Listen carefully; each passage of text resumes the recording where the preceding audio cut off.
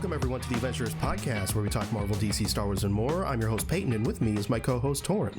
Yo.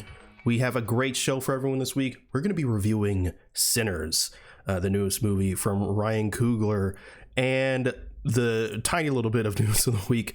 If you want to jump to the review, there's going to be time codes in the description or the show notes. But with that, let's just get right into the one piece of news. This is according to Variety. Ian McDiarmid confirms that a Palpatine series was in development at some point, which would have explored the story of Darth Plagueis the Wise. Now, this is frustrating because the likelihood is this would have tied directly into the Acolyte, which was canceled. We were just talking about, literally just talking about this yesterday. It's some bullshit, man. I know. But yeah, you know, some other shows got other seasons that like did worse than the Acolyte, so yeah. And we could have actually had some good Palpatine shit, and that would have been fun. But instead of him like having clones and like through comics spreading his seed across the galaxy, then you got fucking Rey, you know, Rey Skywalker, Rey that I wish was a nobody. And then on that we agree. Yeah, but that's the news of the week. So let's just talk about Sinners. Oh God! So this movie is a film that's been getting a lot of word of mouth. Is that the term? Word of mouth, praise. Word of mouth, yeah, yeah. Word of mouth, praise, critical acclaim. It's been getting a lot of word of mouth. So a lot of people haven't necessarily seen it the first weekend. It had like a ridiculously low drop in its second weekend. Like I think I read it was like the second lowest drop in history, which is ridiculous. So a lot of people still haven't seen this movie, so let's do not spoilers. And then we'll keep it brief because a lot of the stuff to discuss is spoilery. But Tor, why don't you give us some non-spoilery thoughts?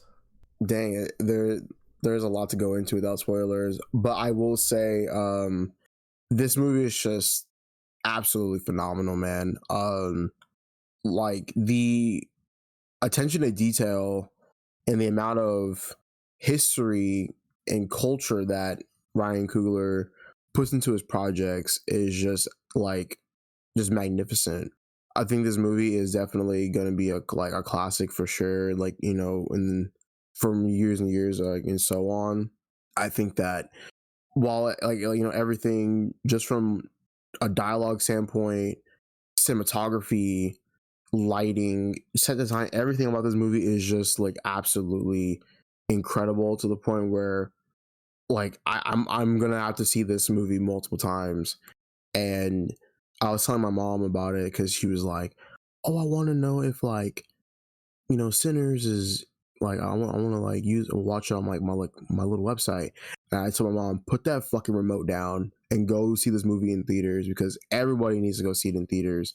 I am so glad that, you know, this movie is getting, you know, just like this societal cultural pop and like you know, TikTok and just social media in general. And I'm glad that I'm hearing about it everywhere. It was to the point where I was seeing stuff on social media of everyone talking about it. And I'm just like, dude, like, I like, it's like, it wasn't like spoilers. I mean, some of it was spoilers, but I was just like, dude, like, I'm getting a bad case of like, you know, FOMO because like everyone's watched it and I haven't. And I finally got the chance to see it the other day. And also like the music, like, oh my God, Ludwig Göransson just being ridiculous once again. I know it's like insane. It's so weird. Like any project that Ryan Coogler has put out, I've like listened to the score like since it's like released. You know, whenever it came to Fruitvale Station. Are we sure Ludwig isn't black? Dude, he has to be black, bro. Also like reverse Get Out stuff, you know. Yeah, he's invited to every cookout for the rest of eternity. Seriously, I know how other black people feel about that, you know, like, so everybody, everyone to the cookout. No, like Ludwig is like he's VIP at this point. He's VIP. Get this man a premium plate get this man some bottles of whatever he wants. He's invited. Hennessy? Yeah, that's too black for me, but but maybe not for Ludwig. Yeah, maybe not for him. You know, he got a little bit more culture. He's out blacked me, and I'm black myself. You know, but like I said, there's just way too much to get into this movie without spoiling it. But overall, please go see this movie in theaters. It absolutely deserves it, and it deserves all the Oscars that it's willing to get. I hope that Ryan Coogler wins Best Director. I hope he wins Best Screenplay. I hope Ludwig wins, Best Composer. I this movie wins Best Sound, Best Song. Yeah, Best Song. And also, I didn't even get into the performances. The performances from Michael B. Jordan, Haley Steinfeld, Wonami Kosaku, just, oh my god, man. And then also Miles Canton, who this is his first role, by the way, at 20 years old. That is a he's in a great position for so many doors to open up, and I want him booked and busy. I want to see this man on I want to see him on Abbott Elementary. I want to see bro in an A24 film. I want to see him everywhere, man. Every black movie. Anything possible. I think this man did an incredible job. It's hard because I want to talk about a specific aspect of his performance, but I don't want to spoil it because there's a certain, when he starts doing a certain thing, like the first time, not even like the big scene. The first time, it's like the reaction, like I had the same reaction as Michael B. Jordan's character. Mm-hmm. But I don't want to talk about it because I want people to have the same reaction as Michael B. Jordan's character. Yeah. Like I really want people to go in blind to this. Yeah. And if you have seen any trailers, I feel like the trailers, obviously, they're going to deter you.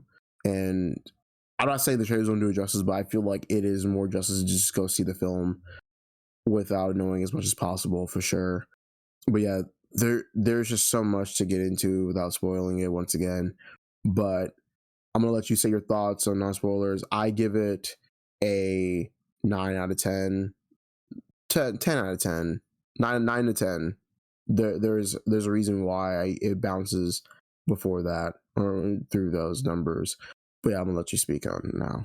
Yeah, I'd give it an 8 out of 10. I liked it less than you for reasons we'll get into, obviously.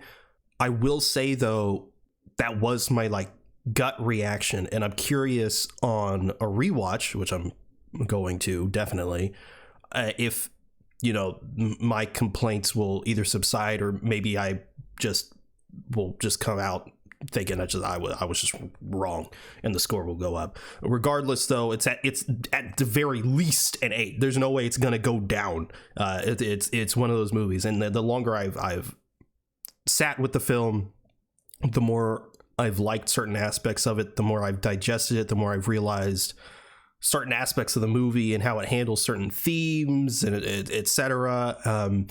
It's just a very, very well done movie. This movie balances a lot of themes and a lot of historical context that a lot of people are really appreciating. Some people aren't understanding, which I want to get into. But it's just a fantastic film that everyone should go see. Obviously, we highly recommend it. It's also really great seeing an original film doing really well after we saw Mickey 17, which was a disappointment at the box office. Actually seeing something like Sinners succeed has been really, really cool. Also, I want to touch on the fact that this is the year of clones for movies. Yes. Because you have, Mickey 17, obviously Sinners, and you also have The Monkey. Hell, maybe because everything is so clone related, Disney might release Attack of the Clones in theaters, Oh yeah, the movie that no one will go see. Yeah. because it's dog shit. But I also want to get into just a little bit of watching original films. Yeah, if you're not seeing this movie and you're still complaining about original films not being there, you're part of the problem, and you should probably never watch a movie ever again. Just to let you know that right now. I mean, even though Sinners is seceding right now, but there is still, because of this reason, there is still original films being made, and everyone needs to go to the movies, see all that stuff that's coming out. Yeah, I saw a post of someone being like, hey, does anyone have a website to watch Sinners? And everyone was like, no. Like, this is the one time where, no, go watch it. I saw that one, and some guy quote tweeted it and ratioed him and said, at the theaters, you broke ass nigga. Yeah. And then I also saw someone like I got a couple websites, and it's just all like the movie websites. It's like Fandango, Drafthouse.com, Santigo's, My AMC or something like that, you know? Yeah, please support original films. Can't ask you that enough. Yeah, so we don't get any more of these disgusting superhero movies. Yeah, I'm tired of MCU slop on my screen, MCU corporate slop. That's all, that has no color, that has no vision. CGI looks dog shit. Writing is terrible. I'm very upset that, you know, we have movies like these being built on screen or being seen on screen, and not my best friend's $500 indie film that takes place in a abandoned garage that talks about the themes of loneliness and depression. But we got the MCU. Says the podcast called Avengenerds. Yeah, I know. Yeah, let's get into spoilers. Let's get into spoilers. Yeah, I agree. All right, this is your spoiler warning. Please go in blind if you haven't seen it. But I guess if you're like our friend Joel and just don't give a shit, then I guess keep listening. My God, man, that should we just jump right into that fucking musical scene? I'm gonna just jump right into it, dude. God damn, dude. I don't. Yeah. Okay, so I know for a fact that the initial, the way the song starts, the riff and the lyrics are not Ludwig. There's someone, it's someone that Ludwig knows, but it's not Ludwig. I watched an interview where he said apparently that song is something that his friend has had for a long time, and it just fit the movie perfectly, so they used it. As far as everything else, I have no idea. I couldn't find anything. I don't know if it's because they want to avoid spoilers and it's still, you know, the movie's still fresh, so they're not diving too deep into it. But if it is Ludwig, dude, if it doesn't win an Oscar, I will be pissed. The music is so good, man. It has to win something. This movie overall has to win something, dude. But it's like the way it builds up, and it's like, oh yeah, like the music has a way to like bend like space and times, you know, like see spirits of the past and the future, and then it just goes into the fucking sick ass guitar riff. And then it's like, you know, the fucking like hip hop portion of it. Yeah, and the shit just drops, and it's like, holy shit. Dude, oh my God, man. So it is so dope. You know what's crazy? That whole scene took them 1 day to film. They just did it once? Or no. It took they had 1 day to do it. Like an entire shoot day to do it. And they did it in one take. Huh? They did it in one take. They did not do it in one take, nigga. What the hell? They did it in one take. What the fuck are you saying? It's a one shot, man. They did it in one take. No. It's crazy how I think they had like I think when they were shooting Sinners, I saw a video on it yesterday. Coogler wrote the film. He finished it in 2 months in 2023, and then like I think he had like maybe less than 10 months to film it. And I know like the juke joint, like that took like months and months of planning for sure. And they were able, of course, obviously everything got done, but I think he got it done in like less than like the time that he was supposed to be getting it done. I wouldn't be surprised. I think it's what, a $90 million movie. It had a $90 million budget, and they used 60 million of it. Crazy. Insane. Yeah. Hey, dude, imagine holding or imagine operating an 80-pound IMAX camera on a Steadicam rig. Yeah, I don't understand. Dude, no, cinematographers got shit, like, bro. Cinematographers got the strengths of gods, man. I want to see their forearms. I bet they're huge as hell. But yeah, because I remember people were on Twitter were like, "Oh yeah, there's a sequence in the film that makes Coogler generational." And I thought it was like gonna be something more actiony. I thought like it was gonna be like some crazy vampire stuff, and then I saw it was this, and I was like, "Oh wait, something's happening. Oh god, guitar riff. Oh god," and then I'm just seeing spirits everywhere, man. You got chicks twerking and shit. I know. and then I'm like, damn, like the shit's like moving so seamlessly. Everyone's dancing, and then like I just love how it, it pans up to like, the building in flames, and then it fucking does a pushback. Yeah, that shit is so fucking cool, bro. I have to say, man, Ryan Coogler knows how to write villains. I wouldn't even call like Remick like really like a villain. I mean, or obviously, it's like it's arguable at this point, but no, yeah, I'd say he's villainous. Yeah, he's villainous. I consider him more of an antagonist for sure. Yeah, it's interesting because when he's introduced, you get the sense of like, okay, on the surface, if you watch the trailers, it's like, oh yeah, the evil vampires are the white people. It like on the nose type shit.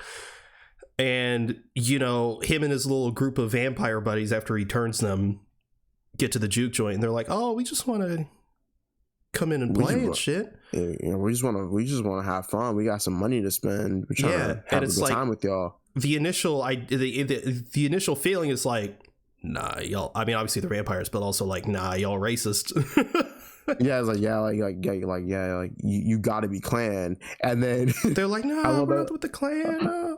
I love the part is like, "Oh yeah, like y'all got to be Klan," and he's like, "Sir, we believe in equality." Yeah. I'm just like, yeah, the delivery on that definitely would have been like someone being racist, but yeah, but then the movie goes on, and you realize, oh no, he's being real.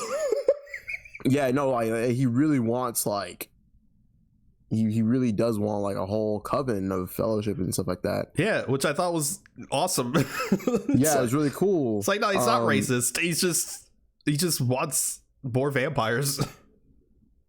Yeah, and I love that's why I'm really, really, it was really cool how Ryan was able to tie in, the Irish aspect of the culture into this film, because, in the dialogue, pretty much it's explained that Remick grew up in, Ireland, in a place where it got colonized, and, people died, and that he just wants that fellowship back.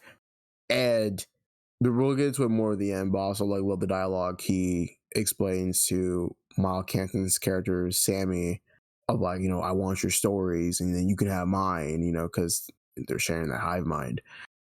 But yeah, the Irish culture into this was super, super, super cool. Also with them like doing Rocky Road to Dublin. Hey bro, I ain't gonna lie. Give me a pint of Guinness and I'll start doing that shit too. That shit was kind of hitting. I was like, hold on. And then fucking Ludwig added 808 to that shit, bro. He's ridiculous. I hate him. I hate him. Dude, he's too good at his job. He's so fucking good. Bro, imagine doing Community, Black Panther, and fucking Oppenheimer. Like, he got the soul of black music. He's got like the little like jingly shit for like sitcoms. And then he's got like the beautiful like strings and shit, but like still like doing his own thing on it, making it like interesting with the Oppenheimer theme. I fucking hate him. He's too talented. Yeah, I know he is insane. Not to mention good. being Like, Donald Glover's producer. yeah. Hey, bro. They Ryan Coogler and Ludwig met in college. Yeah. USC. But also one of the things, yeah, I'm really glad that Remick was like, yeah, you know, I don't fuck with bigots. That's why, like, he saw the clan members. And he was like, I don't fuck with that, bro. I'm about to kill him. I love the subtlety of like the red eyes. Yes, that was really good. Because like, it's not there all the time. Mm-hmm. But when it is there, it's very cool. I do like the fact that you know, they're like red contacts, but it's like it has the red dot on them. That's really cool. So in the beginning of this movie, I was fucking pissed. Oh yeah, because like you saw Sammy drive up, and then it's just the flashes. Yeah, just immediate jump scare. I was like, "What the fuck, man?" Damn, let me have my drink first. Shit, like I'm just. Damn, let me get a bite of my food first. Let me settle in. Christ. But then, like, there's like a few other jump scares, but like nothing like that. Yeah, like, no, nothing else got. It was mostly just vibes after that. Yeah, I think that was the one that got me the most for sure. Pissed me off. But then Miles Caton, Caton, yeah, like obviously we hear him speak and stuff, and he has a good speaking voice. But when he's in the car with either Smoke or Stack, it was Stack. Yeah, it was Stack. Yeah. And he starts playing, and Michael B. Jordan's like, wait a minute. Yeah, I know. I was like, holy shit. Yeah, it was like the same way. I was like, damn, this guy can fucking sing. And yeah, I know. There's a scene with the older guy that they pick up. Slim. Yeah. And they're in the car, and they pass by the chain gang, and he starts telling the story, and then he starts singing. Apparently that was improvised. Yeah, all that was improvised. Yeah. Michael B. Jordan, like, you got the guitar, bro. Yeah, I love that scene so much because, like, obviously, he tells about a story about his brother getting like lynched and framed, which is, very, very common in like those times. But not to mention, of course, yeah, not only was that scene improvised, but it was actually almost cut from the film, which I think adds so much more like depth to the history of like not only the movie, but the actual events that corresponds with in reality, because during that time they just start humming, and the music is just like, it's supposed to bring signs of comfort and to relieve that pain. And so I really, really enjoyed that sequence for sure. And I'm also like loving, from a sound design standpoint, I'm loving like you're just hearing the sounds instead of actually visualizing it. And one person brought this up, and I actually agree with them, is I like how Coogler he displays like he's displaying Black trauma in a way that's like genuine and not like very uncomfortable.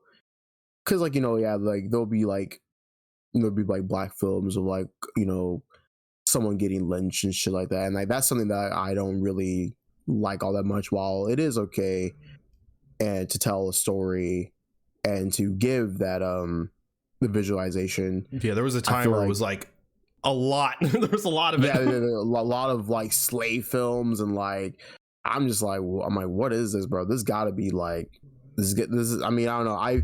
I'm not saying like it's a bad thing, but I just feel like there is a more tasteful way for sure. Well, that's what this movie does. Explore. Have trauma. You seen American Fiction? Yes, I have seen American Fiction. Yes. Yeah, there's that scene where they're making fun of like generic quote unquote black movies. And then it's just like, yeah, they're all like gangsters and thugs and shit. Yeah, like the way they're speaking, and they have chains and grills and shit in their mouth. But yeah, I like how that film displays. It's a satirical thing of that. But anyways, Yeah, let's continue. I don't want to ramble on about that. So how do you say her name? B-15. I don't want to just, Annie? I don't want to just call her B-15. Wanami Kosaku? Yes, she's brilliant in this. Of course, man. Of course. What I love about her character is that the fact at all Coogler decided to incorporate sort of that idea of like black voodoo shit. Mm-hmm. And I think it was her character. I could be wrong, but something that I loved, and something I've thought about for years as a history major. I had a focus on World War II and Black history. Something I've thought about for years is that Christianity was forced upon the slaves. It was forced upon Black Americans, and yet it's still by far the most widely dominant religion among Black people. And that's always fat. And this is that nothing against black people who are Christians. I'm just saying, historically, it's a little weird. Yeah. And so they touched on that in this movie, and that I was like, wow. And I think it was her character, because obviously she's not a Christian by any means. And as part of the reason that she is doing that is because she doesn't want to praise this religion that was forced upon her people. Yeah. And we see that very much comes in handy. There is a lot of religious people that are seemingly against this movie because they feel like it's anti-Christian. Demonic. Yeah, and demonic. It's also like, it's a fucking vampire movie. What do you expect? But there are people saying like, oh, Ryan Coogler's clearly going through like what's the term? Like a crisis of faith. And I mean, like, I think that like anything, I always find it like crazy because like I think Christianity in films, it is something that I really do like Christianity in films because like as a, you know, talking point or like, you know, some sort of commentary because you know, there are a lot of ways to go about it, and you know, obviously vampirism being one of them is very, very common because, you know, obviously it's just like, oh yeah, you know, when it comes to heaven and hell, you have a kingdom of men, you have the dominion of beasts and stuff like that. I think it's very, very, I don't think displaying Christianity as well as like, you know, having vampires in the film is just like a bad thing or seen as demonic. I think the message is being told that like, well, yeah, you know, there are these spirits that linger within our world. It just a matter happens of like, what are you trying to do, or what are the characters trying to do with their faith in this film alone, you know? yeah, I also think it's just Coogler trying to just encapsulate every aspect of the Black experience during the time. And yeah, of course. And that voodoo shit was very much demonized, and which is why it's not really around anymore. Yeah. Also, like, the vampires are like the bad guys. Yeah, it is. I don't know how people are missing the point of the film. Yeah, but also like Christianity in film and TV, like it can be like really great, like or even like there's several artists I listen to that are like outwardly Christian. They're like Daredevil obviously is using a bunch of religious themes and imagery, and it can be really fucking incredible. But yeah, sometimes them Christians be taking this shit too far, bro. Yeah, I don't think like having a commentary of Christianity is anyways like, you know, blasphemous or like distasteful or any kind of critique. Yeah, of the faith. It's like, well, this some people who are Christian, like you said, they just get they take the shit way too far, and then they're just like, oh my god, I don't like this. This is just blasphemous. It is a commentary against my faith. It is very, very vile. I'm gonna go hate on gay people now. Oh, love thy neighbor, am I right? Yeah. Oh shit! I fucking go to Chick-fil-A and hate gay people. Christians be like, not all of them. Before anyone comes at us. No, some of them. A good majority. I'm just saying. A lot of them. Yeah. Yeah, I thought that utilizing that historical aspect was really cool. Torn Haley Steinfeld. Oh yeah, no. Highlight for sure. Dialogue at the beginning was crazy. I know, she's introduced. I was like, shit, here's Haley Steinfeld. Immediately out of her mouth. I was like, Jesus Christ. But you stuck your tongue in my coos and fucked me so hard you forgot about me. I'm like, Jesus Christ. Hey man, the cutest women saying the fucking harshest things, craziest things. One thing that I liked about this movie, I liked the fact that there was no but besides Remick, because there is a point to his character, and obviously while seeing the trailers, I love how Haley Steinfeld wasn't like a vampire in disguise or anything. For sure, that's going in. That's totally what I thought was going to happen based on the trailers. Yeah, because I was like, I'm glad that she was a regular woman who got turned into that. And so I was very, very relieved, and I was very relieved that that just wasn't the case. Yeah, and regarding Haley Steinfeld's character, she black. Yeah. 1/8 black, bro. Yeah, and there's been, again, a lot of, I think, really stupid discourse coming from black people. They're like, oh, she's supposed to be black, but she don't look black and shit like that. They should have cast someone like Rashida Jones. And I'm like, the point is that she doesn't look black. Yeah, the point is that she's supposed to be white passing. Yeah, she's white passing. By today's standards, she's not black. She's white, which I think it's the same genetic makeup as Haley Steinfeld in real life, if I'm not mistaken. She's 1/8. Hey, she pulled that shit out real quick, bro. The one drop roll coming in clutch. Well, that's what I mean. So yeah, people are like, oh, they should have gotten a different actress who looks more black. Yeah, she's supposed to be white passing. Yes, by today's standards, she's a white woman, very, very much so. But back then, if you had black lineage, like you said, the one drop rule, the 3/5 compromise and shit like that.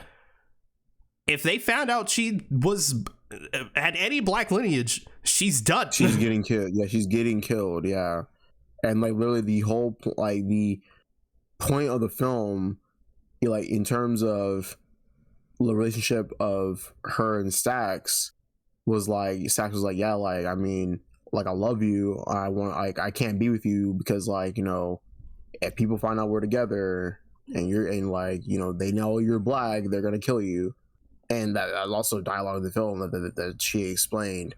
But also it's she, while white passing, she has a white husband. She has, she's living on a farm. She basically has a maid, but obviously, she doesn't want that. But yeah, she wants Stack. She wants Stacks, yeah. But yeah, it's just really annoying to see all these black people just not understanding. I'm like, bro, open a history book, bro. Bro, fucking black people just hate. They just hate people who are mixed, bro. It's oh my god, oh my god, you're not black, you're mixed. Mixed with what, brother? They're black. I can't stand this shit, bro. This shit is annoying to me. Biracial people are not the enemy, my brother. I want to go back to Annie for real quick. Oh yeah, sure. I loved the way Coogler was handling the camera. There was one scene where Annie confronts Smoke for coming back and why he left her and everything, and the camera's it goes in the aperture is super blurred out, and it's shaking, and it's this confrontation is so fucking cool because again obviously she has that voodoo shit. Oh yeah, I was like, what is he talking about? Yeah, I remember now. Also, not to mention, this movie is freaked out as fuck, bro. Yeah, big time. I'm not gonna lie, man. If a woman like touched me and said to me in another language, "Your body didn't forget me," brother, like it's raps at this point, you know. That shit is crazy.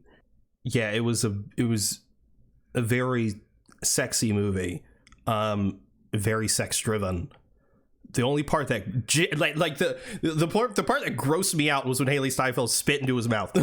Oh yeah, bro. I think that's freaky as fuck. I don't know if it was like the sound of it was fucking disgusting.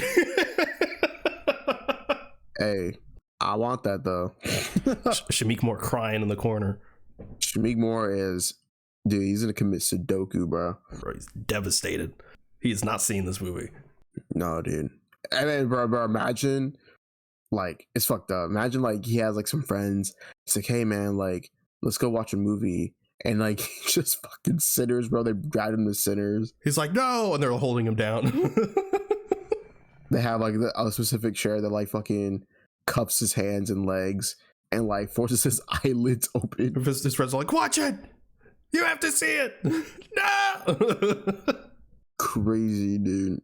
You want to talk about something that maybe you didn't like? Because you did give it like a 9 or whatever. I mean, you said 9 to 10. Oh yeah. I'm trying to figure out what I didn't like about the movie.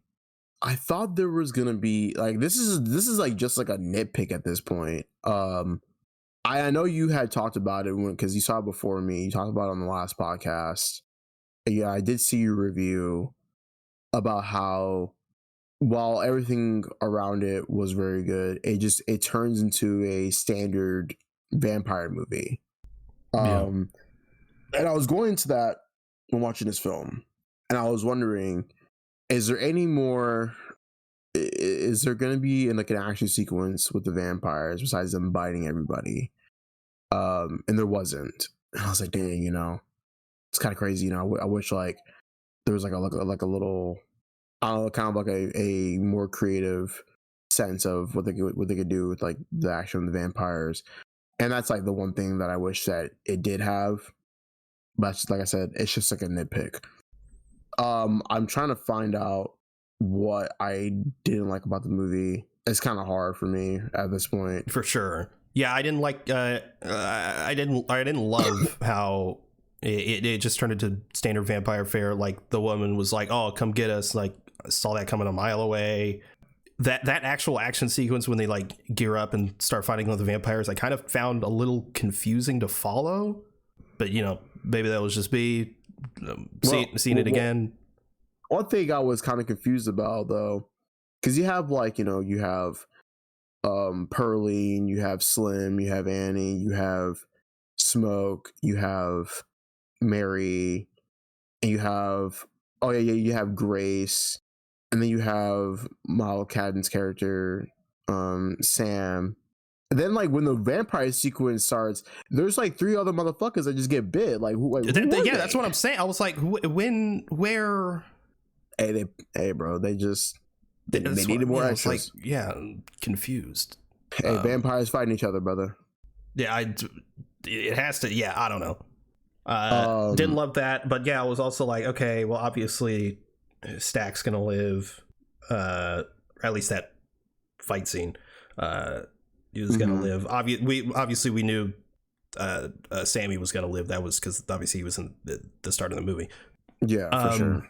But it was like Sammy was about to get got, and I was like, okay, well, obviously Smoke's gonna come, and yeah, it just felt very like I've seen this before. But maybe when I go in for my second viewing, actually knowing what the movie is, maybe that feeling will subside. But I don't know. I think for me, like I'm not too mad about the vampire stuff from that viewpoint. I think for me, or I wouldn't even use the word mad or anything, but I think I'm not too bothered about that. I think for me, I can kind of like skip past it only because of how vampirism is displayed in this film alone, with the themes of temptation, seduction, obviously, and then also like, you know, like disease and wanting just like the feeling of not being alone. I think that alone actually just helps the movie rather than like, you know, just them like having just them trying to die in like a cool way or just a different way to handle that scene entirely. One thing I also did like about the film is while it would have been cool to like Hollywood the shit, like, you know, just have a bunch of kills. I just love how like, you know, everyone's just gonna be a vampire. Like they're not showing it. It's just like, oh yeah, you know, they're dead. And I also just love how they get like a little comedic with it too. One of my favorite scenes is that, like, you know, they they see a guy like on the floor and I think it was blood, but he just dropped beer. Yeah. And then he's knocking at the door and he's like, and he's like, smoke, man, like I've already did. By the time they do some weird shit out here, it's just like you hear Irish music in the background. And then like fucking Cornbread just bites him. Yeah, it's a funny movie. Yeah, it is a funny movie. Well, speaking of Cornbread, he goes out to take a piss, and each time he hears something, he stops pissing. And then the stream keeps going, and then it stops. I actually, I was kind of dying, bro, because like, fucking, as he's pissing, one of them's like, oh, it's dumb, bro, because one of them goes, hey, there goes Cornbread. Yeah. That shit's fucking hilarious, dude. Just imagine, bro. That's just nuts. I also want to talk about Grace a little bit. People are giving Grace so much shit. They're giving her so much shit, and Grace is the Asian lady, if you remember. Also nice of them to give them Southern accents instead of being very stereotypical Asian people, because that's usually the route that would happen. That would have been fucked up. But anyways, yeah, people are giving Grace so much shit. They're like, yeah, she like let them all in there, and it's like, I ain't gonna lie, brother, I'd rather face vampires over the clan. And there was actually, I'll take that back. There was a lot more vampires in the War of the Clan, but still, I'd rather get turned into a vampire than to deal with the clan, because it's like a pick your poison type of situation. But also, it's like, I don't blame Grace for what she did. I don't blame him, because like, you have, well, number one, like, she's just feeling guilty because she sent her husband out there. He died. But then not only that, they have a hive mind, and it's like, oh yeah, we can go like kill your daughter right now. So it's like, I obviously understand where she's coming from. I mean, damn, she died in a crazy way though. It's nuts. Yeah, it's just getting burned alive. I mean, it's cool as shit. Getting burned alive while you kill your husband is crazy. I will say something that sort of saved it from just being generic at the end was, you know, seeing that sort of epilogue. Going back to the beginning, it's like drop the guitar and like the name of the Lord or whatever. Clearly he doesn't. No, yeah. Which again, a lot of Christians are like upset about, I guess. Because I don't know. But then we see it's fucking it's Buddy Guy, bro.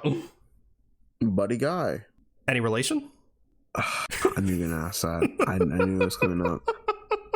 No, but it will be kind of crazy if there was. But yeah, yeah, they got him in the makeup chair, with the scars on him and shit. And then it's what, 92, and then here comes Haley Steinfeld, Saxon Mary, yeah, looking extremely 90s. Oh yeah, most definitely. And she got the fucking hoop earrings on and everything, bro. Mm-hmm. I thought it was really well done, because the way they walk in, it's like, ah, shit. But then no, they're just they just want to catch up. They just want to catch up. He's like, man, I have all your albums. They're fucking really good. I mean, I don't fuck with that. I don't fuck with the electric the electric shit. Yeah, I prefer the real. Yeah, can't go wrong with the real. Mm-hmm. I also love how Stack's haircut matches with the time, because, you know, like in the 30s he had that part, yeah. And then like, you know, in the 90s it had that high top part, which is, I'm not gonna lie, like, I personally don't. I mean, I think the cut works for its time, but it's such a fucking ugly haircut, bro. Like, imagine just having like a fucking part in your head like that, dude. I mean, growing out on uneven and shit, bro. That's so fucking ugly.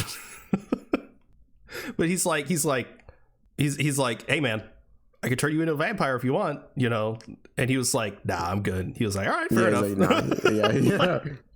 He's like, yeah, like, you know, my brother just said like he was like let him go, and like I won't kill you. Yeah, he's like, he made a promise. He's giving that promise. Like, I thought that was cool as shit. Very, very good. Very good stuff. Did you stay for the post-credit scene? I did say. Pretty good. More singing to add to his to add to his further career of him being in a Disney movie. Yeah. He wants to be Miles Morales. Nope. Nah. No. Nah. Nah. Not Hispanic, not Puerto Rican. Nope. Not Puerto Rican. He's like, well, my name is Miles. Nah, brother. Just because you black don't mean you can be Spider-Man, bro. There's levels to this. There's levels to this shit. One little aspect that I loved in this film, the Native Americans. Mm-hmm. They pulled up and they're like, hey, there's a guy in your house. I mean, like, you know, if there's someone in your house and you see him, like, we gotta act now. Yeah, he freaky. And then they're like, hey, the sun's going down. Oh, never mind. Hey, God be with you. God be with you, brother. He's like, we are out of here. This is your problem. Hey, some real ones. That's how you do door-to-door sales. Yeah. It's like, hey, how you doing? There's that. Oh, so you don't want it? Fair enough. God like, be with you. We know some freaky shit's going on. We're leaving that up to y'all. But it was nice seeing Smoke, you know, getting to be with his kid or whatever. But also, that was really nice. Also, just a great bud just to have him mowing down the clan members. Felt very Inglourious Bastards in the best way. It was nice seeing, because it's obviously in the beginning of the movie when they buy it, they were like, we don't want to see any of your clan buddies around, or we'll kill you. We'll kill you. And he's like, hey, the clan don't exist no more. And they're like, and they have that truck they're driving around, and they don't do anything with it until the very end. It's revealed, like, oh no, they were ready. It's just a truck full of weapons and shit. I also love the reveal. He was like, yeah, you know, like Hogwood, you know, like, see, he's gonna come back tomorrow, and that's his motherfucking nephew. The way he fucking delivered that line was crazy. That's his motherfucking nephew. Yeah, that guy's British. He's Irish, actually. No, he's British. He's Irish. The actor's British. He's Irish. He's Irish in the movie. The actor is British. Scotland forever. I'm just kidding. What? Oh, you don't know about that meme? No.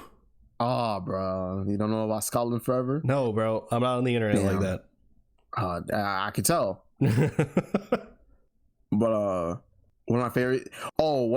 This is one of the greatest reveals like I've seen in like a little bit, like showing off a villain's power set like that. I love the scene, you know, where, man, I'm not gonna lie, the songs, dude, all the songs in here were so cool. Like, you know, the way that we were singing, I'm like, man, this is like really nice. It's really wholesome the way they're singing. And then like Haley Steinfeld's out there, she's like, yeah, you know, like, of course she's trying to make sure that they ain't clan or whatever. And you know, they're talking. She gets some gold, and she's like, you know, I'm gonna head back now. Like, don't come back. She turns around and bro starts flying. I'm like, oh shit, that was fucking awesome. That is amazing. Yeah, it was a great shot. It was so good. Last thing about the end, I love he's about to grab his kid, and then he gets interrupted by the clan member, and then he just empties the clip into him. Yeah, I know that. I was like, thank God he doesn't live. But oh, dude, where Sammy's a real eater. She was like, oh, like, I haven't washed up. Oh, shit, I don't give a fuck. He starts fucking, and he's like, you know, Stat comes up to the door. He's like, oh, bro, found that button. He was like, you know, just like I thought, or whatever. And then he was like, hey, come listen to this. Yeah. I'm like, come on, listen to my cousin fuck some girl. And she's like, oh, okay. Or then when Sammy walks in on Stack. And he's like, oh no, or because he's like, hey, where's Stack? And bro's like, oh, he's in there. And he opens it. He was like, oh, he getting busy, huh? Yeah, he getting busy, huh? And then Smokey's like, oh, like, you know, like, well, where is he? Oh, he's in the other room. He's like, well, I told you to go get him. He's like, I doing this alone, man. Yeah, I do this alone. And he comes back and bro just got bit. Yeah. It's like, oh, like, it's not what it looks like. Gets a fucking mags dumped in fucking Haley Seinfeld, bro. Yeah, that was really just immediate. Also, Guardians of the Galaxy Volume 2 shit just started blasting. Oh, yeah. But man. Oh, yeah. Oh, and when he was like, like banging on the door, trying to let him out, and he was like, Stack, is that you? He was like, nah, it's Jim Crow. Open the door. Yeah. Nah, it's Jim Crow. That was funny. I just love how they just start bolting out the door, bro. Yeah. I mean, obviously, because, you know, they're demons and you gotta, like, invite them in, which is a really cool aspect that I liked as well. Yeah, that was great implementation. While we're sitting here playing games, shit, Annie was giving Cornbread that work, bro. She was like, oh, why can't you walk your big ass up in here? God, great delivery through these lines. Mm-hmm. Oh, I think this is the last thing I want to say. I guess also part of the reason why I was like, because obviously everyone that's been seeing this is like, oh, this is like obviously it's super well done, but like people are like, oh, it's super well done. We never like seen something like this before and stuff like that. And I think when I watched it, not getting that same feeling, I realized it's because I've seen Lovecraft Country, and Lovecraft Country is extremely similar as far as, you know, doing a lot of incorporating Black history and you know, like a sort of Lovecraftian things, but they also bring in a lot of Black themed stuff in there as well. It's very, very similar in a good way, because Lovecraft Country is very, very good. If anyone watches this movie and really enjoyed it and wants to see more stuff like this, please watch Lovecraft Country. It's a great show. Also has, oh, what's her name, Torrent? What's her name? B-15. Wonmi Kasaku. Yes, she's also in Lovecraft Country, doing an incredible job. Yeah, Jonathan Majors is in it, but let's pretend that he's the main character. But let's pretend that Jonathan Majors is cool in this instance. But it's a great show. Have you seen it? I don't remember. No. Highly recommend it. If you want more of this vibe. But yeah, this was the time where they were like really hardcore pressing the poster of like tentacles around the main cast, and I was like, oh wow. Yeah, there's like not gonna watch. Yeah, it's like the starting scene and it never comes back again. Damn, for real? Yeah. No more Cthulhu? Nope. Why? I don't know. Insane. Well, maybe they were saving it for future seasons, but then they canceled it. Yeah. But yeah, that's all I have to say, I think. And also, I was like, part of me was like, that guy, like the actor who plays Slim, is very familiar. And I was like, wait a minute, he's the guy in the news video. He's like, you know, the news video where it's like, oh, like, oh, I'll say it with you. Yeah, I'll say it with you. You want to say it so bad, just say it. Well, I'm not saying I can't say it. Sure you can. You know, I'll say it with you. It's a classic clip. It really is. But is that Sinners? That is Sinners. All right. Torrent, you watch anything this week? Yeah, let me go to my handy dandy letterbox. Besides Sinners, I watched Until Dawn, and it's like, oh, it's okay. I haven't played the game before, but I have seen, you know, playthroughs and stuff like that. And while I think it does something interesting with the lore of the game, I don't think it's like very, very, I don't know. Like, I feel like there's a lot of stuff that they could have done more. The game was very corny and tropey on purpose? Is that? Yeah, I feel like they're trying to recreate some of that stuff through the movie, and like it comes out like every now and then, you know, like some parts of the cast will like say something funny, and then like there's also like a funny moment in the film. There's a lot of funny moments in the film, but I just feel like in terms of what they were going for, it's not as engaging as I wanted it to be. One thing I don't like about films is like, and I don't know if it's like for like a budget reason or a creative reason. If it's for a creative reason, stop being creative. Where like those show like really great moments of like some really great special effects or whatever, and they glitch out like some of the footage on purpose, and I'm just like, y'all running out of budget, my brother? Like, just go ask PlayStation for some more money. Only reason why I'm saying that is because, like, basically, you know, there's reviewing footage of what happened to them, like, you know, previously, because obviously they have like a respawn. They did like a respawn option type of thing, which is actually kind of cool. But like, you know, they're looking over like what they've recorded over like the past like couple of times they've been there, and like really cool special effects, you know, really cool like Wendigo design. People are biting, and then like it glitches the phone, and it's like, brother, like it would be so much more entertaining if you just kept like the scene going and have it just all be there. Like, and I understand that they don't. I understand like probably from like an editing and from a standpoint of like, you know, just like keeping the runtime fine. You know, they don't want to keep showing, you know, just extended takes of what happened to them these nights before. But I feel like that would just be so much more engaging. The cinematography is pretty tame. I feel like there's not really enough character development. It's very, very by the numbers of like group of teenagers in this predicament. They're trying to solve this predicament.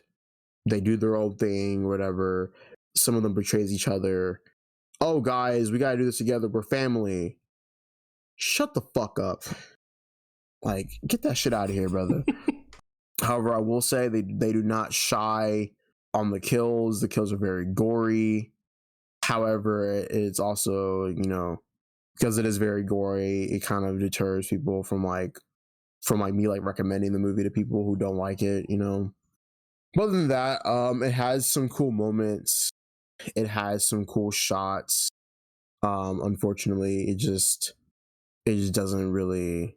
It's not really as engaging as I thought it would be. And then we both saw Revenge of the Sith yesterday. We did. Can't really say much about that. It's Revenge of the Sith. Yeah, I thought it was good. I don't think. I mean, it's easily the best out of the prequel trilogy. Obviously, there is one thing I did notice. Two things I noticed when watching Revenge of the Sith. I didn't remember, like, I didn't remember how goofy it was in the beginning, like, you know, the first like half of the movie. That was what the cartoon's based on. I was like, oh wow, this is really nice. I don't remember this at all. And number two, just ADR stuff. There's a lot of words that don't match with the actors' lips. Just fine. Yeah. It doesn't break the movie for me. It's also like very minimal. It's not all like Madam Web shit. But yeah, Madam Web was so fucking bad. Yeah, that shit was so dog shit. That shit is horrible. Dude, there's just a fucking point where dude's not even like, he's not even talking and the voice is still talking, bro. Like, what the fuck? Like, you could have condensed that like a little shorter, my brother? Like, the fuck? Is what it is. Yeah, but that's all I watched. Torn, I watched the first 3 episodes of Andor. Yeah, you did, instead of playing Marvel Rivals. Yeah. Sorry, bro. Priorities. Torn, I'm going to talk about it. Here we go. Trigger warning. Sexual assault. Torn, there was a rape in Andor. Well, there wasn't a rape. There was a rape, attempted rape. I did see it. People I didn't see a clip of that. are pissed. Or people are pissed. It doesn't belong in Star Wars, bro. Yeah, it doesn't belong in a kids franchise in this very clearly kid friendly show. It doesn't belong in a kids franchise. I just can't believe that Star Wars would try to do something so abhorrent and so violent that's never been done before. I mean, like, you have people getting split in half. You have Leia being like a fucking sex slave. You have genocide. Yeah, you see parallels to school shootings. Yeah, like, it's just, but like attempted rape, like sexual assault, like get that out of here, bro. Just get it out of here, man. I got so mad that I knocked over an empty Diet Coke can because attempted rape doesn't belong in my Star Wars, man. What's funny is like the rape didn't happen. She killed the guy, hit him over the head with a hammer. Yes, as she should. But like, I think most people are like, I feel like if they left it at that, I think people wouldn't have been mad. I think you would have affected people like, oh, like wow, they actually, you know, had like showing off this power dynamic, etc. But I think the people who are mad about it are more open arms about the fact that she actually straight up said he tried to rape me. Mm-hmm. And I think that's, people are like, oh, like they because, you know, these people, media literacy is in the fucking gutter. So the fact that it was spelled out for them, they were like, what? Rape in my Star Wars? It's like, all right, man. Like, and Tony Gilroy came out in one of the best answers I've seen regarding this. He was like, yeah, I wanted to do it because realistically, when you have a regime that's, I don't want to say all powerful, but like, for lack of a better word, I'm going to say all powerful, there's going to be people that are going to abuse that power. And so he wanted to show that. And you have people like clown ass Star Wars theory being like, oh, well, Darth Vader would never tolerate that shit. It doesn't matter if Vader tolerates it. Is Vader around? No. People are going to have those power trips, and they're going to attempt some shit like that. That's real. Not to mention the woman he was trying to rape, an undocumented immigrant. Makes it even fucking worse. Yeah, maybe he hits a little too close to home for these people. I don't know. Yeah, they see themselves in them. Yeah, they're like, why'd she hit the good guy over the head with a hammer? Same motherfuckers that be bootlicking, bro. Yeah. They're like, Homelander was the bad guy? It's those same people, bro. Fucking idiots. But outside of the ridiculous discourse, it's been very good. It's going to be another 3 weeks because they're releasing them in 3 episode blocks, which I think is a really smart way to go considering how the show is structured this season. It was very, very good. A lot of the stuff with Mon Mothma was probably the most intriguing stuff. She has a crash out moment. She just fucking, she starts losing it. But yeah, it was really good. I'm probably not going to do this every week where I just recap the last 3 episodes. I'm just doing it because I wanted to talk about the ridiculous discourse surrounding that scene. But yeah, I think that's all I have to say.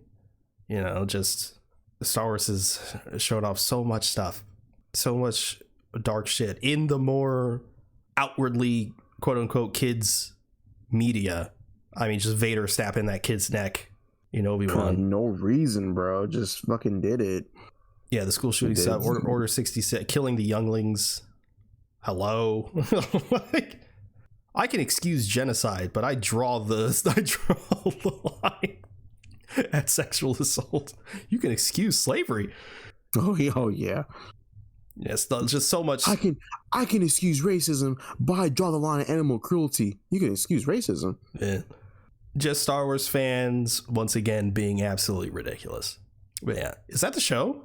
That is the show. All right. Well, thank you everyone for listening to the Avengenerds podcast. If you want to follow us, we're at Avengenerds on Blue Sky. That's AVENGE nerds, all one word.